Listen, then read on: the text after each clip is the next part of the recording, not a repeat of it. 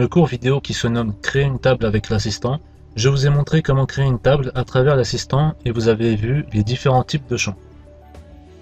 Je vais maintenant vous montrer comment créer simplement une table sans assistant. Tout d'abord, placez-vous sur Table dans Base de données et cliquez sur Créer une table en mode ébauche. La fenêtre du mode ébauche s'ouvre. Ce mode est semblable à l'étape 2 de l'assistant de création du formulaire dans laquelle on a défini les types de champs et les formats. Commencez par saisir votre premier nom de champ. Habituellement, on commence par un ID qui servira de clé primaire.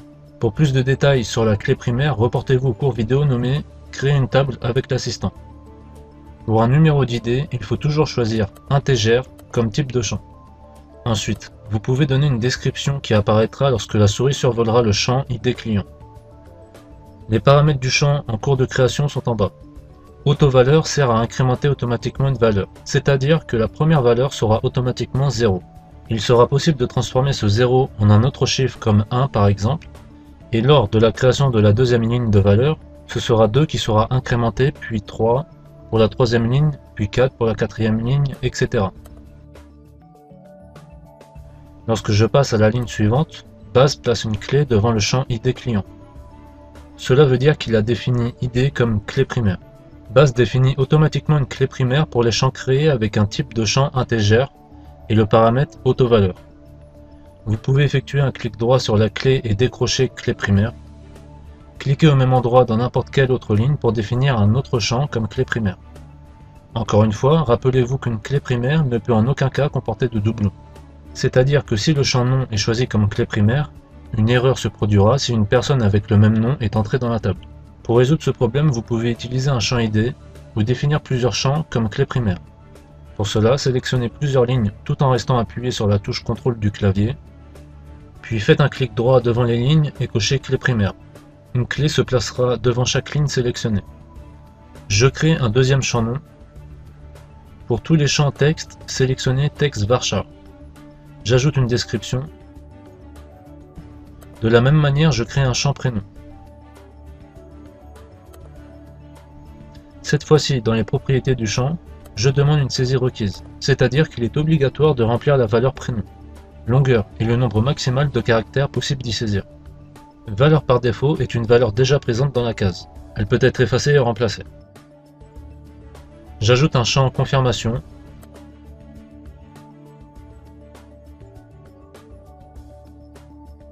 Le type de champ à choisir est oui, non, booléen. Le champ oui, non, booléen se présente sous forme de case à cocher. Lorsque la case est cochée, cela signifie oui. Sélectionnez si oui ou non la saisie est obligatoire. Et si la valeur par défaut est oui ou non, c'est-à-dire coché ou décoché. Cliquez sur la disquette pour sauvegarder la table. Lors de la première sauvegarde d'une table, la fenêtre Enregistrer sous apparaît. Il faut alors nommer la table. Une fois que vous avez créé tous les noms de champs, fermez la fenêtre. De retour à la base de données, double-cliquez sur la table pour l'ouvrir.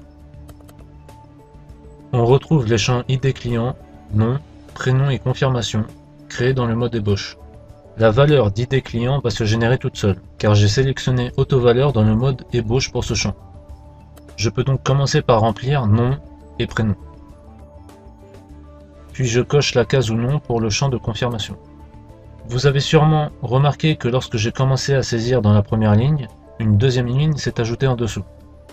Lorsque je clique dans la deuxième ligne, le numéro 0 s'est affiché pour l'ID client de la première ligne. C'est le moment ou jamais de changer ce 0 en une autre valeur. Par exemple, je préfère que l'ID du premier client soit 1. Je sélectionne 0 et je le remplace. Je repasse à la deuxième ligne et je la remplis de valeurs.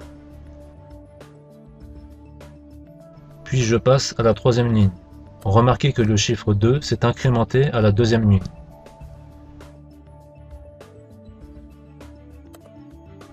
Si la largeur des colonnes vous semble trop étroite, cliquez et glissez entre deux champs. Lorsque vous avez fini de remplir les valeurs, enregistrez et fermez la table. Modifiez à tout moment les champs de la table en repassant en mode ébauche de formulaire.